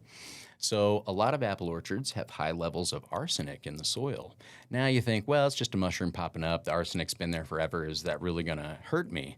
But mushrooms are hyperaccumulators of heavy metals. And the reason for that is that mycelium under the ground is crawling around, excreting enzymes, and breaking stuff down and absorbing the stuff that it breaks down. Anything that a fungus can't metabolize, it pushes it into the fruit body as a way of excreting these things that can't be metabolized. So like And that one would of the- be where all the arsenic would go. That's where all if the it were arsenic growing. goes in your that's morels. weird. And there have certainly been cases of people being poisoned by mushrooms they harvested from known contaminated areas with heavy metals. So heavy Very metals in interesting. particular are very dangerous for mushroom foraging. Now, you're probably not going to eat one time and get sick from it, but if you're picking from that apple orchard for multiple years, you're giving yourself a pretty high exposure to something that you shouldn't be exposed to at all. Of course, I mean, if you're foraging in the Ozark woods, then there's not really much reason to think that that's a concern. Usually But not. Yeah, that's an interesting point. Okay. Well, we're never going to get through this list. Intermediate, were there any other intermediates? Then we're going to go to expert. Let's go on tier. to expert. Okay. There's just a few. Now, expert, it could be because they're hard to identify. It could be because they have close lookalikes that are potentially dangerous. And that's probably the biggest reason to call a mushroom an expert mushroom. Maybe an intermediate one I forgot were coral mushrooms. I would put those in the intermediate. Coral mushrooms there's a lot of lookalikes for those, and I see people harvest big baskets full of the non-edible lookalikes quite a bit. So that's a good intermediate one too. How about indigo? Indigo milky, I'd say that's easy. I mean, there's no other blue mushroom that bleeds blue. Again, another, I don't find them much, so they can't be a favorite because I almost have never found them. But when you find one, It's a cool mushroom. it's just like music plays. You're like, Yeah, it's amazing. Oh, yeah, It really is so amazing. awesome. Every person that sees that for the first time, they remember. You cut it. It's amazing. And it bleeds literally like neon blue. Yes, Smurf blue. I like. Yes, it is. That's unbelievable. I think I had ours with eggs, and it turned the eggs green. It does. Yeah. It turns them very green. Yeah, kind of a marginal edible in my opinion, but it's still so cool that you can't get over it. I The think I green just eggs. imagined this, but I thought it kind of smelled fruity, like fruity pebbles. like and I think that. it was just because I saw the blue, and I was thinking, but Right. I'm okay. That was I could see that. They do have a little bit of an acidic flavor to them, so maybe that's where you got that from. Could be. Okay, on to the expert ones. So when we're talking about expert mushrooms to forage, there are a lot of edible mushrooms that a lot of people don't eat. So maybe the top ones would be those in the genus Amanita. And so I talked about Amanitas earlier, right? Some of the most deadly poisonous mushrooms on the planet are in this genus, and we have some that are common here in our area. They're bright white, so that's something to remember. And many of the edible Amanitas, and there are a lot of them, are not bright white. So there are some white ones. I don't recommend eating those for anyone, basically. I didn't eat any Amanitas until 10 years into my mushrooming thing. So you want to be really careful with this one. You have been warned, yes. But there are a few. There's one called the Caesar's Amanita, and they're named that because they've been eaten for centuries, and they were very popular to royalty in ancient Rome. So they call it the Caesar's Amanita, or Caesar's mushroom. They grow out of an egg-like structure, similar to the destroying angel I was talking about, but they're not white. They have an orange to yellowish cap. They can get very large. And their stem is usually not white, but kind of a yellowish color, like a light yellow. So neither of those features exist in a destroying angel, but I would still categorize it as an expert level edible mushroom because it's too easy to make mistakes. And there are other Amanitas that are orange to yellow colored that are not toxic if they are cooked. So the Caesar's Amanita, you can actually eat raw, and they do serve them in many fine restaurants throughout Europe, usually not in North America, but they're delicious mushrooms. By the way, I have heard from people that the destroying angel is a delicious mushroom.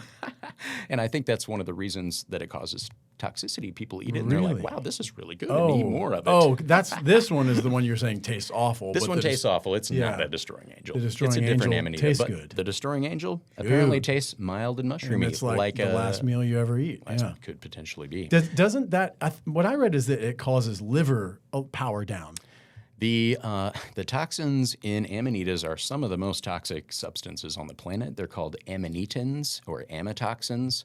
And when you ingest a large enough amount of this mushroom, a serving, a couple of caps is usually enough to cause severe poisoning. If you just ate a little nibble of it or something, you'd probably be okay, although I don't recommend doing that. But you eat the mushroom within a few hours, and up to 8, 12 hours even sometimes, you'll experience severe GI distress. You'll be vomiting, diarrhea, all of those things that are associated with an acute poisoning. So you'll recover.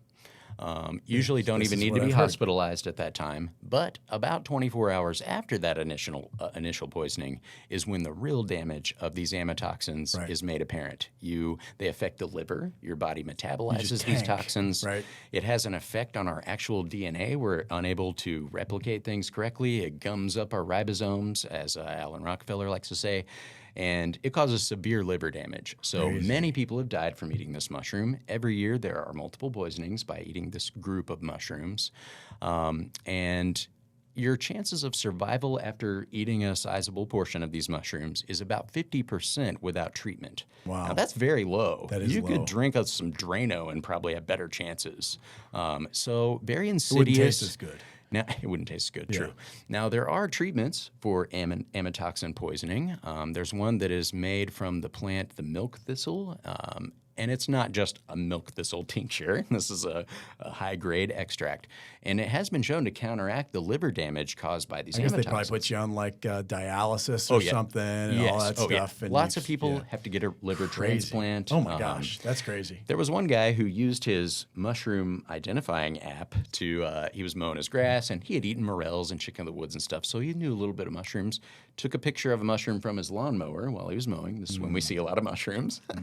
And it was a destroying angel, but it was white on the top and kind of round looking, and his app told him it was a puffball. So he didn't know what a puffball was. He just knew that it was an edible mushroom. He didn't know they don't have a cap and stem look. They're just a ball. Took it home, fried it up. His wife was smart, didn't want to eat any of it, this mushroom he found in the yard. And it wasn't long before he was having severe GI distress and I think heart palpitations too because he was an older gentleman.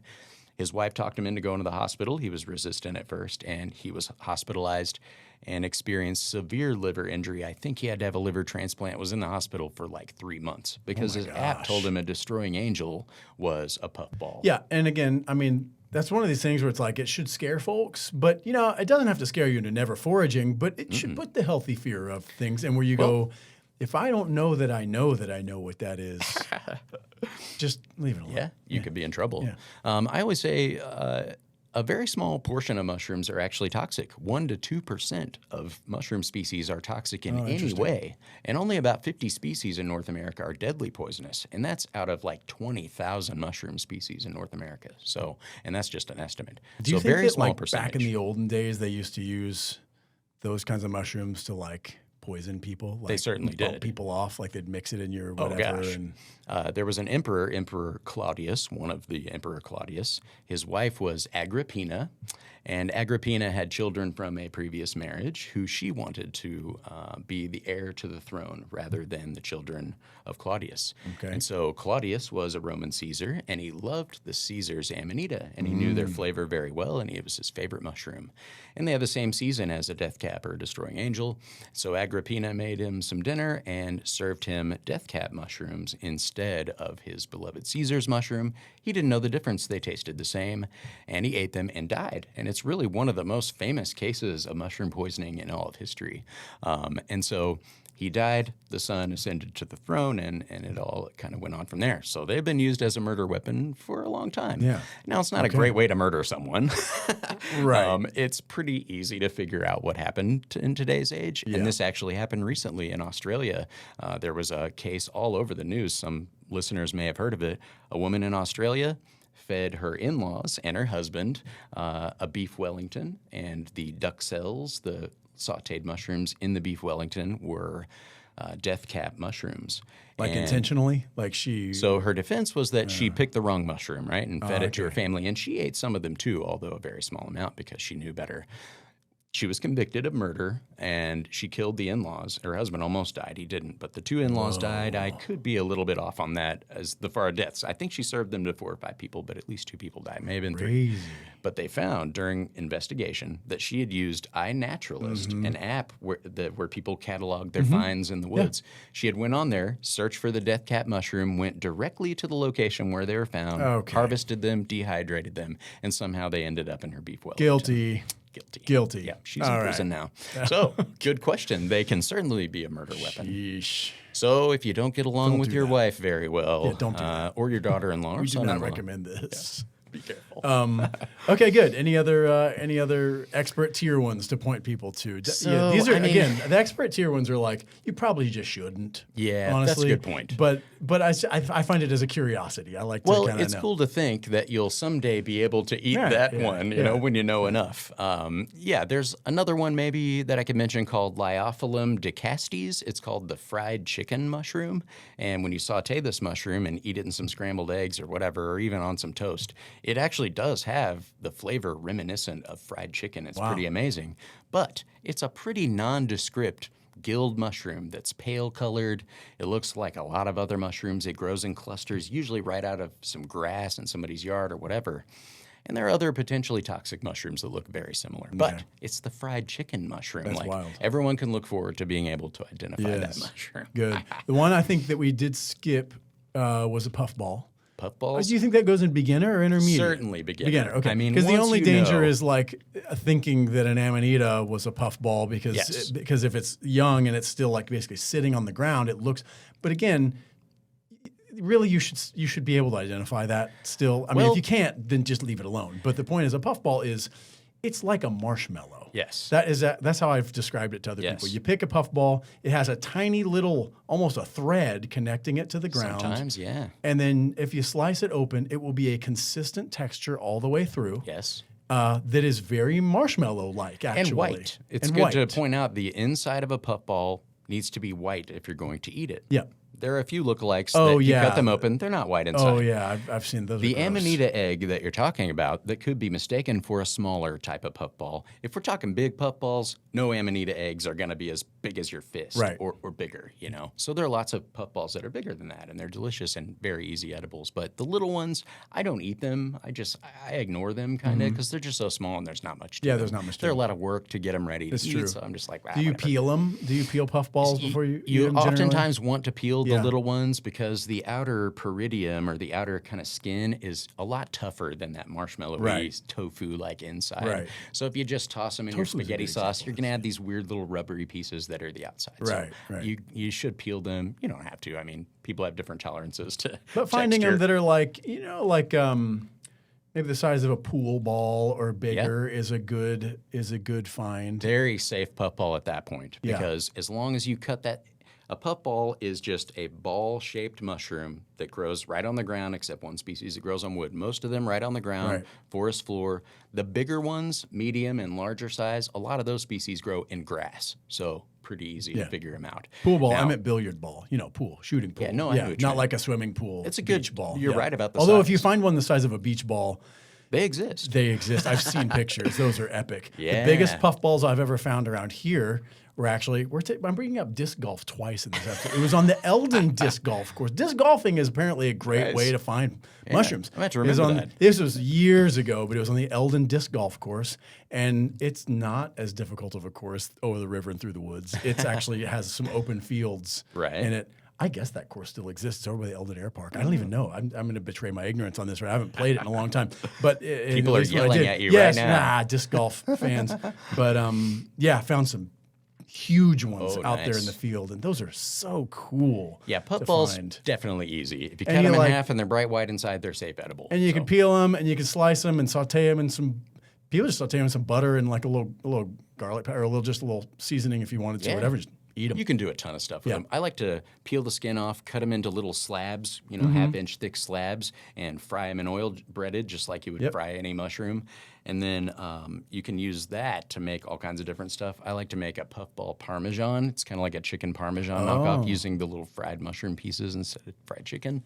That's really good. So yeah, puffballs, pretty good. Interesting. Easy mushroom. Good. Okay. That's probably. I mean, there are more, but that's a good. There are That's a always good more. survey. Well, we have an estimated 5,000 to 6,000 mushroom species in Missouri. So Wild.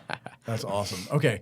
Before we wrap up, I want you to tell us a little about your book and a little bit of the why, although I think we know the why at this point, but what it is, kind of what your goal is with it, and just kind of what we need to know about it. Because it's coming out this fall, yeah? yeah, release date September 15th, so coming up in just a couple of months. So late summer, it should be just in time to get some of those cool late season mushrooms, lion's mane, hen of the woods. So yeah, the book has been The really name incredible. of the book is? Foraging Mushrooms of the Ozarks, so fits very well with your, your podcast Perfect. here. Again, we should have led with this. I don't know why we waited an it's hour, okay. but If here we people are. are still sticking around, Yeah. they're really going to want the book, Yes. I feel like. I'm gonna link to it. I'm gonna link to it in all the places we post the thing. Perfect. So it's a falcon guide, which is a pretty well-known manufacturer of nature guides. So they make like hiking guides, foraging guides, all these different things. And a good friend of mine, Bo Brown, is a renowned foraging educator here in the Ozarks, and he has 2 falcon guides that he's written. Its first one was just Foraging the Ozarks, and it's focused on plants, foraging plants. No mushrooms in that book. And then he also did Foraging Central Grasslands. So those are his 2 books, Falcon Guides, very successful books. I think his first book is the most successful falcon guide that there is, which is pretty cool. I could be wrong about that, but it used to be. So Bo is a good friend of mine. We do programs together, he likes to call them. We'll do walks in the woods with groups of people, and he will cover all the plants. He knows like every single plant that there is, and I know a lot of the mushrooms. So it's a really balanced, thing for people to do. We've been doing that for almost 5 years now. I Are think. these do like people pay for these experiences? Yeah, like you they're- guys like sure, yeah, have they're a good group ticketed that comes events. in? Yeah, they're Oh, that's ticketed kinda cool. events. They have a limited number of people that we allow them to go. So they're a lot of fun. It's the That's top. cool. It's the top way to learn, really, and especially if you do it at your own place. Like you just can't go wrong because all the stuff you're learning is right there where you're always at. So anyway, Bo was talking to his publisher. They were talking about him doing his revised edition of his first book, which is going to be released sometime soon. But his publisher said, we need a mushroom book for the Ozarks. Would you like to do that? And he immediately said, no, I don't feel qualified to do that, but I know a guy.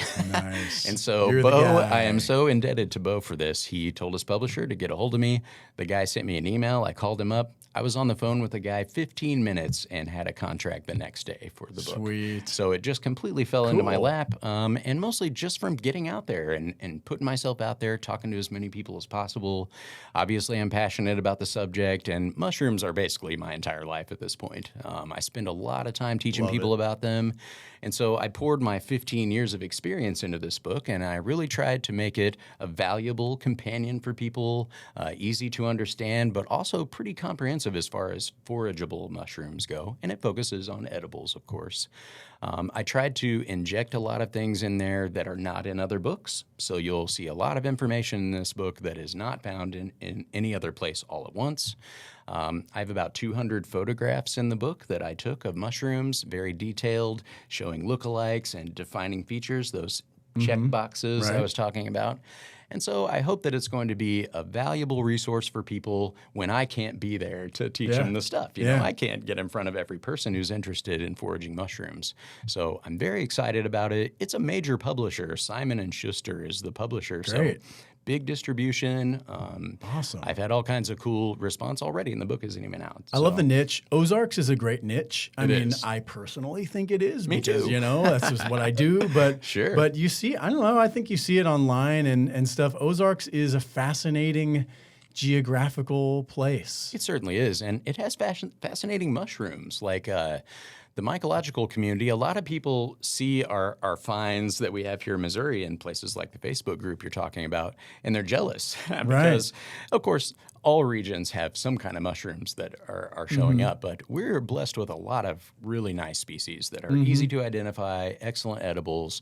So if you're into hiking, hunting, fishing, anything that gets you in the outdoors, you should get that book and learn some mushrooms because you're already there. You're walking right past them right now. You don't know you are. That I think is, again, going back to what we started with, is there's treasure in the woods. There's gold in the woods. You don't, but most people, even people that go out in the woods, you don't even see it, or you don't notice it. Don't know, or you think see twice. it, and you just don't care. Right. But there's a lot of good reasons to care. And man, you know, I have come back from many a deer hunt with no deer. Right. But it's a solace, you know, to come back from a journey in the woods to do another thing, mowing or whatever it was, you know, and you had either a good or a bad time, but you found some mushrooms. You have a big hen of the woods man. instead of a deer. That's a win. I'm calling that a win. So the book, it includes all of the best, easiest to identify common edibles in our region. It tells you how to identify them, where to find them, how to harvest them, and even how to use them in the kitchen. So there's a lot of recipes, a lot of just basic cooking tips, kind of like a lot of the stuff we've talked about today. So I hope it becomes a really valuable resource. I put a lot of effort into it. It took me about 1.5 years to finish this book. I had to ask for extra time in my contract because I knew I could not do it in a year. I was like, I need more time. My good friend Lisa Suits is amazing. She's in the Facebook group. You probably knew the name right when I said she's all over that She group. leads the group and has for like 15 plus years. She responds to like literally every comment, every post. I mean, it's amazing. She's amazing. And she knows every single thing. She's one of the ones that drops the scientific names, and I'm amazing. like, all right, now I got to go look up the common name for the scientific The cool thing name about we just Lisa did. is that not only is she a mushroom expert, bona fide, but she is also a copy editor. So, nice. I enlisted Lisa's help pretty extensively to check everything and help me make sure it was good. And also with her copy editing skills, she really tightened everything up and made it. Yeah, that's nice to have somebody that does both of those for your book. That's actually I'm very lucky. perfect. Very cool. Well, props to Lisa for that. That's very cool. And we to everybody could that hooked you up with potentially that. even be co-authoring a future mushroom book. So Cool. we'll see. I love that it's a book because I like. I mean, I live in. You know, I do content in the digital space largely, but that doesn't mean that I don't think there's any room for physical media. Absolutely agree. I mean, I publish a magazine too. Right. I'm part of a publishing team for a magazine, and I think that a book is such a great resource. I mean, goodness, you got your phone. You can take pictures of the thing. I take pictures of about every mushroom I find. Me too. But to your point about the guy that misidentified the one through uploading it, I've taken pictures and uploaded them to ChatGPT before. Just, I don't know, saying this or that. It didn't, and I knew what the mushroom was, and it did not know what the mushroom was. Or it misidentified it. So it's, think like that little device you hold in your hand is not infallible, Certainly right? not. And so Certainly it's not. a good reminder that having a guide like that from a person, of course, you're not infallible, but Absolutely not. where you've really gone through and parsed out and said, here are the lookalikes and here are the things to look for, and here, that's way more helpful than uploading a picture to an app that may or may not correctly identify it. It's a great point. I want it to be trustworthy and reliable. And that's what I really worked on, because you can stick this thing in your backpack, take it out with you. If you're not sure, look it up in the book. And it's super easy. Everything you need to identify it is right there. I don't recommend using ID apps for eating mushrooms. Now, I use iNaturalist extensively for research purposes, but also just to catalog my own mushrooms that I find. And I have thousands of observations of mushrooms. And I do use the AI feature sometimes to put me on the right track if I don't know what the weirdo brown mushroom is or whatever. And it's helpful for that. Not usually very accurate, but sometimes. But I certainly would never eat a mushroom because the app told me it was that That's a good mushroom. disclaimer. I'm sure they have that disclaimer on their app. Oh, they It's do. fine. Yeah. Oh, they certainly do. But yeah, it just even goes if to the show. app tells you this is the identity of the mushroom, and you Google that mushroom and it says it's edible, then there's a problem there, right? And the app doesn't care if you Googled the mushroom or not. It's just working with its algorithm. Right, And mushrooms are difficult for these apps because, as you know, mushrooms change enormously throughout their short time above the ground, basically. So And the app can't smell it, and it can't do a spore print, and it can't. It doesn't know if you about show habitat. like the top photo, and it can't see that has gills, and it's not a polypore or whatever. Right. Yep. Yeah. Big problems. Yeah. Potential Interesting. problems. Well, okay. Say the name of the book one more time. Foraging Mushrooms of the Ozarks. Foraging Mushrooms of the Ozarks. Presumably, people could probably get it on Amazon when it comes out. It is everywhere, and yeah. it's actually available for pre-order right now. So you can pre-order it right away if you'd like Good. to. Amazon, Barnes & Noble, you can call your local bookstore and have them pre-order it. It's everywhere. Go pre-order Foraging Mushrooms of the Ozarks. I'm going to get some copies. I think I'm going to gift some copies probably. Fantastic. Because I'm excited about it. To have me sign them, you can give away signed copies. Yes, I will do this. Okay, cool. Well, this has not gone on nearly long enough, this conversation, in my opinion, but probably for everybody else, it's gone on plenty long enough. Thanks for those who stuck with us to Yes. I was gonna say the bitter end. No, I think the glorious end here. Glorious end, yes. And again, order a copy of Mike's book. And get out there in the woods right now. Really, like if you're listening to this and it's not January, although you might find a lion's mane out there in January and a little warm spell, it can happen. Oyster mushrooms, January. Okay. Oh, we didn't even talk about oysters. Okay, we're not. I can't. We can't. won't, The we oysters won't. are so good. Okay, just Save find that some for oysters. later. Yep. But so thanks everybody for sticking with us to the end of this episode. I hope you did, and I hope you enjoyed it. I hope you found it educational, informative, and fun, and again inspirational to go out into the woods and find that gold that's out there. Man, there's some good stuff out in the woods. So, Mike, thanks for coming on, man. Yeah, thanks I for enjoyed having the me, Nathan. conversation. Very much appreciated. This was fun. Thank you, everybody. Thanks for all the support. Please like, share, do all the things to help spread this episode and the show around as we continue to grow. And until next time, stay anchored, stay curious. We'll see you soon.